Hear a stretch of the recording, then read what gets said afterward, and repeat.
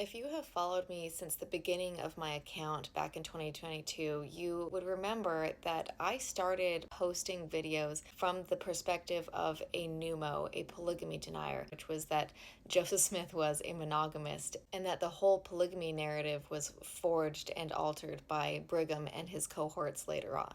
At that time, I still defended Joseph Smith's character and the Book of Mormon. Then all of a sudden, I started posting videos about the Book of Mormon being fiction and Joseph Smith making up his own theology. And I know that that's been interesting for a lot of you to watch my progression in my research and my faith journey. And I just wanted to share with you how I got here.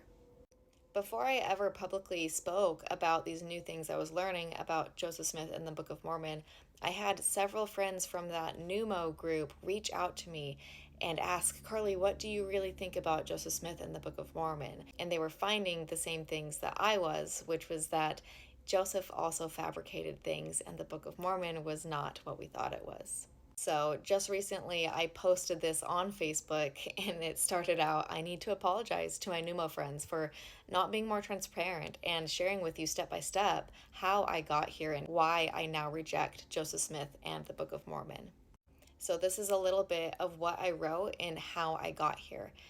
In the same way, I came to realize that polygamy is a false doctrine scripturally and that the narrative was false historically, I also came to realize that Joseph Smith was not a true prophet of God. When I started searching through the archives looking for original documents on polygamy, I evaluated the sources based on this criteria.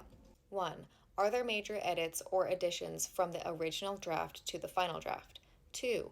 Are there biblical contradictions in the teachings? 3. Does the narrative stay consistent or jump around? Remember, later contradictory accounts are less reliable. 4. Does the document show signs of forgery?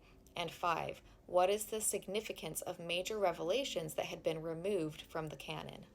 I didn't consciously realize this at the time, but I was investigating Joseph's teachings and history by the same criteria that I had investigated Brigham's teachings and history.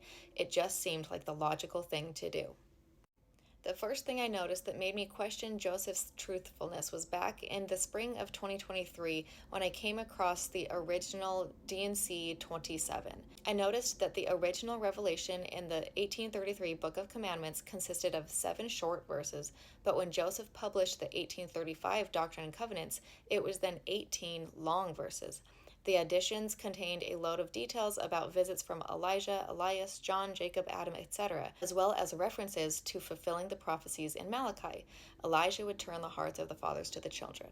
For a while, I remember some discussion around if Joseph had said Elijah had visited him already or if he only spoke of it as a future event. To research this subject, I first found everything I could about what Joseph had said about fulfilling the Malachi prophecy, and then dove into reading the book of Malachi to fully understand those verses in context.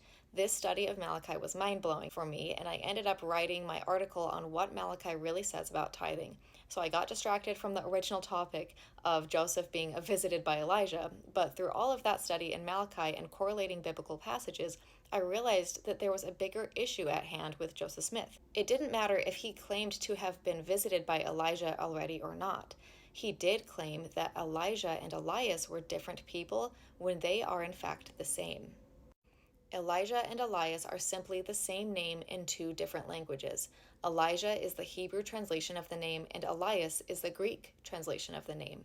Not only is Elias Elijah, but Jesus said multiple times in the New Testament that John the Baptist was Elias who had come to turn the hearts of the children to the fathers and prepare the way for him. It was clear to me that Joseph had not only been wrong about the identity of Elijah and Elias, but also wrong about the prophecy not being fulfilled yet. In fact, the angel Moroni allegedly told him that it had not been fulfilled yet. Yes, I know all the arguments for dual prophecy, and I acknowledge history repeats itself, but I couldn't honestly justify Joseph's false attribution of biblical figures in prophecy. He claimed there would be visits from 3 individuals, Elias, Elijah, and John the Baptist, which Jesus stated are all the same. I then found more evidence of Joseph's biblical inaccuracy in D&C 128, where he again referenced the Malachi prophecy and claims that the sealing power bestowed by Elijah was in keeping records. and that the welding link between the fathers and the children was baptisms for the dead, thus bringing me to study the false doctrine of baptisms for the dead and Joseph's claim that it was the purpose of Elijah's return prophesied of in Malachi. So according to my criteria for analyzing the history, I found that Joseph's reliability failed under scrutiny. 1. Are there major edits or additions from the original draft to the final draft? Joseph altered and added more than half of D&C 27 from 1833 to 1835. His later theology varied greatly from what he called doctrine in the Lectures of Faith as well. 2. Are there biblical contradictions in the teachings?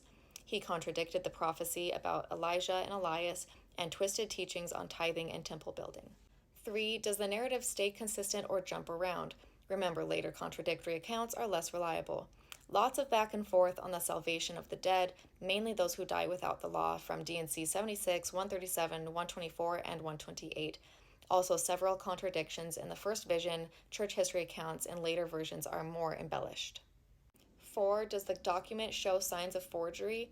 All revelations and documents I inspected had no reason to believe that they were forged, altered, or disputed, all published by Joseph within his lifetime. And 5. What is the significance of major revelations that had been removed from the canon? A revelation from January 1830 never made it into the canon, Joseph prophesying, "Thus saith the Lord," that they would sell the copyright of the Book of Mormon in Canada to make a financial gain.